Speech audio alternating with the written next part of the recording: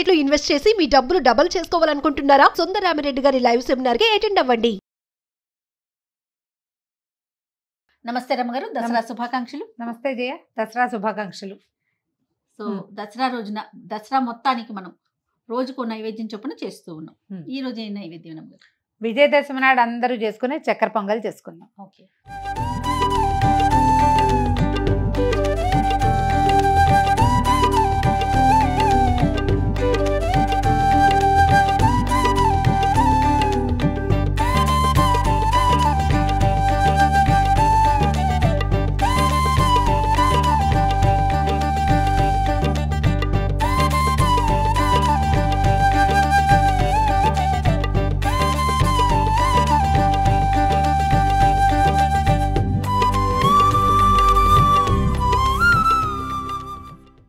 తొలి రోజు మనం కనకదుర్గాదేవి అయితే ఏం చేస్తారంటే మన స్వర్ణ కవచాలంకృత దుర్గా ఆ స్వరూపం వేస్తారు.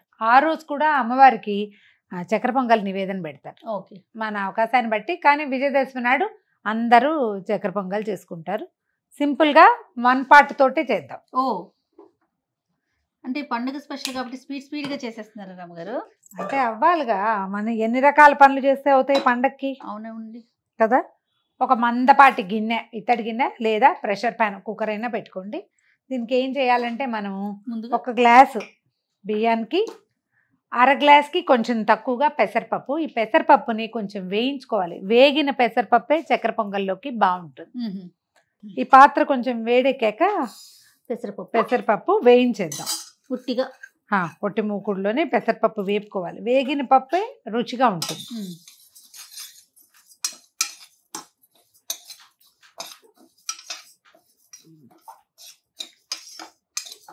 పొట్టు పెసరపప్పు ఆరోగ్యం కదా అని మొన్న ఒకరు అడిగారు. మొత్తం పొట్టు పెసరపప్పు వేస్తే వస్తువు అందంగా కుదరదండి. పొట్టు తీసిన పెసరపప్పు వేయించుకోండి, బాగుంటుంది. దీనికి ఇట్లాగే వేసుకోవాలి. మనం పొట్టుపప్పు ఆరోగ్యం అంటే పెసర దోశలు వేసుకోవచ్చు కదా రమ్మగారు. హాయిగా పెసలతో పెసలే చక్కగా రుబ్బి వేసుకోవచ్చు కదా. దోశ వేసుకోవచ్చు, లేదా అంత నానబెట్టుకొని కొంచెం పునుగుల్లాగా వేసుకోవచ్చు, గారెలు వేసుకోవచ్చు, ఉడకబెట్టుకొని తినొచ్చు, చిన్న తాలింపు వేసుకొని. అప్పుడు నాకు కూడా ఎన్ని ఐటమ్స్ చెప్పాను చూడండి అమ్మగారు. ఇక పెసరపప్పు మాడకుండా బ్రౌన్గా అవ్వాలి, మాడకూడదు. తీసి పక్కన ఉండాలి, తిప్పుతూనే ఉన్నారు. అయితే బియ్యము ఇది కలిపి కడిగేసుకుందాము. దీంట్లో నీళ్ళు పోదాం. కొంచెం మనం ఎసరు పెట్టుకుంటే చకచక అయిపోతుంది. ఎన్ని పోయాలంటే ఒకటికి 3 గ్లాసులైనా పోసుకోవాలి. మన బియ్యాన్ని బట్టి. బియ్యం పాత బియ్యం అయితే 4 గ్లాసులు కూడా పడతాయి. 3 1/2 గ్లాస్ వేసుకుందాము. ఈ లోపల పెసరపప్పు బియ్యము కలిపి కడిగేసుకుందాము. ఈ నీళ్లు మరిగే లోపల బియ్యం పెసరపప్పు కడిగి పెట్టుకుందాం. నీళ్ళు కొంచెం మరుగు పెట్టినాయి కదా, ఇది మీరు ఇత్తడి విడిగా గిన్నెలో కూడా ఇలాగే పెట్టేసుకోవచ్చు అనమాట. కుక్కర్కి ఈ పని చేయకపోయినా పర్వాలేదు. ఇది ఒకటి తెలుస్తుందని ఐడియా చూపిస్తున్నాను అంతే. బియ్యం వేసేద్దాం ఇందులో. బియ్యము పెసరపప్పు కూడా. ఇప్పుడు మనం 3:30 పోసామా, మనమేమి 1కి 3 పోసినట్టు కాదు. పెసరపప్పు కూడా సగానికి దగ్గరగా ఉంది కదా, 1కి 2 వేసినట్టే అవుతుంది ఇది.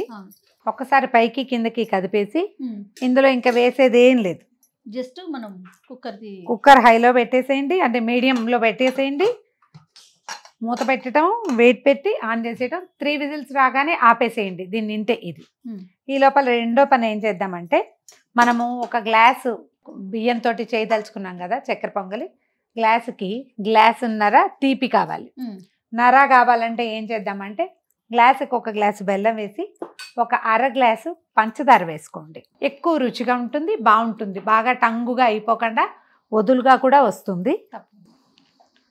ఏం చేద్దామంటే, బెల్లము పంచదార 2 పక్కన పొయ్యి మీద చిన్న గిన్నెలో వేసేసి కాసి నీళ్లు పోసి పెడితే చక్కగా 2 కరిగిపోయి అది వచ్చేసరికి ఇది కూడా వచ్చేస్తుంది. ఇది ఒక పనే ఉండు. ఇంకొక పని కూడా చేద్దాం. ఇది కాకుండా ఇంకోటి చేద్దాం. కాస్త నెయ్యి పెట్టి జీడిపప్పులు, కిస్మిస్లు, తర్వాత కొబ్బరి ముక్కలు వేయించి పక్కన పెట్టుకోండి. తర్వాత చిటికెడు పచ్చకర్పూరం దగ్గర తీసుకోండి. ఓ 4 నుంచి 8 లోపల 4 to 8 ఏలక్కాయలు. బాగుంటే 4-5 చాలు, లేకపోతే 7-8 ఏలక్కాయలు మెత్తగా పొడి కొట్టి పక్కన పెట్టుకోండి. బెల్లం కంటే ముందు జీడిపప్పులు వేయించేసేద్దాం. అది దింపాక ఇది పెడదాం. ఓకే అండి. చిన్న మూకుడు పెట్టుకోండి. మరి కాస్త నెయ్యి వేసి కాసిన జీడిపప్పులు మీరు వేయదలుచుకుంటే కిస్మిస్లు ఉంటాయి అవి, తర్వాత బాదం పప్పులు వేయదలుచుకుంటే అవి, వీటితో పాటుగా తప్పనిసరిగా కొబ్బరి ముక్కలు. ఇది వరకు ఎండు కొబ్బరి ముక్కలే వేసేవాళ్ళం, పచ్చి కొబ్బరి వేస్తే పాడైపోతుంది అనేవాళ్ళం. కానీ ఏమిటో ఇవాళ రేపు ఎవరికి అరుగుదల సమస్యలు అందరికీ ఈ ఎండు కొబ్బరి వేసేసరికల్లా అది గొంతులోకి వస్తూ ఉంటుంది. పచ్చి కొబ్బరి అంత రాదు కదా. నేను చాలా ఏళ్ళుగా మానేశాను ఎండు కొబ్బరి. నేను పచ్చి కొబ్బరి కొంచెం ఇదిగోండి సన్నగా ముక్కలు తరిగి పెట్టుకుంటాను. కోరితే మరీ ఎక్కువ కలిసిపోయినట్టు ఉంటుంది, ముక్క చక్కగా ఉంటేనే బాగుంటుంది. జీడిపప్పులు కొద్దిగా వేగనిచ్చి తర్వాత కొబ్బరి కూడా వేసేస్తా. రెండు కలిపి ఓసారి వేసుకున్నా పర్వాలేదు, ఎందుకంటే కొబ్బరికి కొంచెం వేపు ఎక్కువే కావాల్సి వస్తుంది. కొబ్బరి ముక్కలు వేసేద్దాము. వేయచ్చు. పచ్చి కొబ్బరి కదా కొద్దిగా వేగడానికి సమయం తీసుకుంటుంది. కుక్కరు 3 విజిల్స్ వచ్చేసింది, కుక్కర్ ఆపేసేద్దాం. తర్వాత ఏమో ఈ కొబ్బరి ముక్కలు వేగిపోయినాయి కదా, ఇవి తీసి పక్కన పెట్టుకుని మనం పాకంలో ఇప్పుడు బెల్లము పంచదార వేసాం కదా, కొద్దిగా ఇది మునిగే నీళ్ళు పోస్తే సరిపోతుంది అంతే. దీన్ని కొంచెం ఇది తీగ పాకం రావక్కర్లేదు, జస్ట్ బాగా కరిగి పాకం రావడం మొదలు పెడితే చాలు, ఆపేస్తే సరిపోతుంది.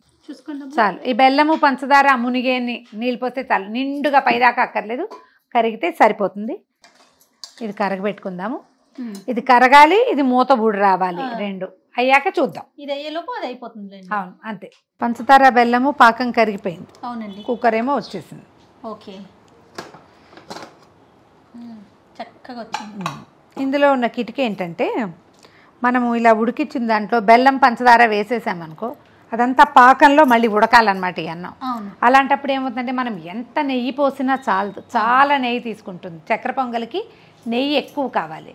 మనం కరిగించింది కనుక పోసి ఉడికిస్తే తక్కువ నెయ్యి సరిపోతుంది. ఓకే, రుచి పాకం తేడా ఏం ఉండదు.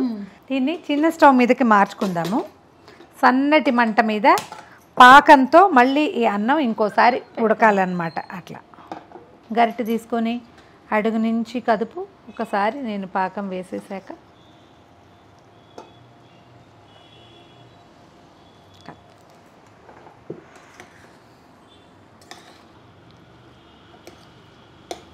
జాగ్రత్తగా అడుగున ఏమైనా మట్టి ఇసుక ఉందేమో చూసి తీసేయండి. దీనికి ఏం చేయాలంటే సిమ్లోనే ఉంచి కొద్దిగా ముందు 1-2 స్పూన్ల నెయ్యి వేసేయండి దీని మీద.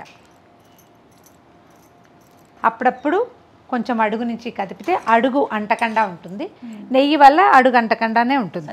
హై ఒకసారి కదుపు, హైలో మాత్రం పెట్టద్దు, సిమ్లో ఉంచు. చిన్న స్టవ్లో పెట్టుకోవటం బెటర్. ఒక 5 నిమిషాల్లో మొత్తం అంతా చక్కగా ఉడికి చెండులాగా వస్తుంది. మనం పంచదార కూడా వేసాం కాబట్టి ఆటే బిగిసిపోయి టంగుమని అయిపోకుండా ఉంటుందన్నమాట. దీనికి ఒక చిన్న మెథడ్ ఉంది. మనం పటిక ఉంటుంది కదా, పటిక దింపేసేటప్పుడు చిన్న పటిక ముక్క చెప్తారు ఇట్లా. నేను ఎప్పుడు వేయలేదు, నాకు ఒక అనుమానంగా ఉంటుంది, పటికలో ఏదో రుచి తేడా వస్తుందని అనిపిస్తుంది నాకు. ఒక ముక్క పటిక ముక్క గనక వేస్తే చిన్నది, ఎంత చీమతలకాయ ఎంత అంటారు మా వాళ్ళు, నలకంత ఇంత ముక్క కనుక వేస్తే అది బిగిసిపోకుండా ఉంటుందంటారు. నేను వేయను ఎప్పుడు, కానీ ఈ ట్రిక్ చాలామంది దగ్గర వింటూ ఉంటా. నేనేనాడు నాకు ఒక అనుమానంగా ఉంటుందన్నమాట. కొంతమంది ఒక చిటికెడు ఉప్పు వేయాలి వీటికి అని చెప్తారు. నేను పాయసంలో స్వీట్లలో ఉప్పు వేస్తే నచ్చదు నాకు, అంటే మనసు అంగీకరించదు అనమాట ఉప్పు వేయటానికి. అప్పుడో కొంచెం నెయ్యి వడ్డిస్తూ ఉండాలి, కొంచెం, చాలా ఎక్కువ వేయక్కర్లేదు, కొంచెం వేస్తే బాగుంటుంది. చూడ్డానికి ఎంత కలర్ఫుల్గా ఉంది. మన బెల్లం ఎంత రంగు బాగుంటే చక్కెర పొంగలి అంత చక్కగా అందంగా కనపడుతుంది అనమాట. ఒకసారి కదుపు మళ్ళీ. మీరు పాకం వేసిన తర్వాత చాలాసేపు ఏమి ఉంచక్కర్లేదు, మ్యాక్సిమం 5-7 మినిట్స్ అంతలో అయిపోతుంది. నెయ్యి వేసుకుంటూ కొద్దిగా అలాగా మళ్ళీ బాగా కుమ్మేసామనుకోండి శుద్ధలా అయిపోతుంది. కుమ్మేయకూడదు, అలాగా తిప్పుకోవాలన్నమాట. మనం జీడిపప్పు ఇవి పెట్టాం కదా, జీడిపప్పులు కొబ్బరి వేయించి పెట్టాము, వేసేసేది మొత్తం. అందులో ఎలాగో కొంచెం నెయ్యి ఉందిగా, కొబ్బరి ముక్కలు వేసేసి, జీడిపప్పులు కూడా ఉన్నాయి. ఒక 7-8 ఏలక్కాయలు పొడి చేసాము, ఇది కూడా వేసేద్దాం. ఏలక్కాయల పొడి. ఏలక్కల పొడిలో తొక్కులు ఉంచకండి, ఎందుకంటే ఈ ప్రసాదం నోట్లోకి మనం తీసుకున్నప్పుడు, ప్రసాదం స్వీకరించినప్పుడు ఏలక తొక్కులు వస్తే ఉమ్మేయాల్సి వస్తుంది. కొంతమంది తినరు, ఆ ఉమ్మేయకూడదు. అప్పుడు ఏం చేయాలంటే తొక్కులు పలుచుకోవాలి. జయ తనకిష్టం ఏలక్కాయ తొక్కు, నేను తింటాను రమ్మగారు ఉంటుంది, చాలా సిన్సియర్గా తినేటట్టయితే ఉంచుకోండి, జనరల్గా ఉంచొద్దు. తడిపోయి బుడగల్లో మనం వేసిన నెయ్యే కనపడుతోంది మనకి. ఈ దశ వస్తే చాలు. పచ్చకర్పూరం పలుకు ఇంతే, ఇంతకంటే వేయకూడదు. చాలా రమ్మగారు, చాలమ్మా, సరిపోతుంది. దీన్ని ఏం చేయాలంటే మెత్తగా నలిపేసేయాలి. ఎంత ఇష్టమో రమ్మగారు నాకు ఈ కర్పూరం వాసన. చాలా మందికి ఇష్టం ఉంటుందేమో. కీలకమైన విషయం చెప్పాలి, చెప్పండి. దేవాలయపు ఫీల్ కావాలంటే పచ్చకర్పూరం వేయాలి. ఖచ్చితంగా. వెంటనే మనం విష్ణువాలయంలోకి వెళ్ళిపోతాం. అంతే అంతే. వాసన వస్తుంది చూడు, పైకి కిందకి కదిపేసి. అబ్బా చాలు. ఇది మోతాదు మించితే ఒక రకమైన వగర్లాగా వస్తుంది. అవును, ఎక్కువ వాసన వచ్చినా కొంతమంది తినలేకపోతారు, అందుకని ఒక్క చిటికెడే వేసుకోవాలి. దీంట్లో ఇంకో ప్రాబ్లం ఉందండి, పచ్చకర్పూరం మోతాదు మిక్కిలి తీసుకుంటే వాసన పీలిస్తే హోమియోపతి మందులు పనిచేయవు. అవును రమ్మగారు, మీరు ఎప్పుడు చెప్తారు కదా, అందుకని మేము కేవలం 3 పండగల్లో మాత్రమే పచ్చకర్పూరం వేసేది చేస్తాను. నాకు కూడా చాలా ఇష్టమే. అవునా? కానీ మేము అంతా హోమియో వేసుకుంటాం కాబట్టి కొంచెం జాగ్రత్తగా. అయిపోయింది, ఒక బౌల్లో పెట్టుకో. చూడ ఎట్లా వస్తుంది. ఎంత శ్రేష్టమైన దేవాలయపు వాసనలు గుబాళించేటువంటి పచ్చకర్పూరం వేసిన చక్కెర పొంగలి.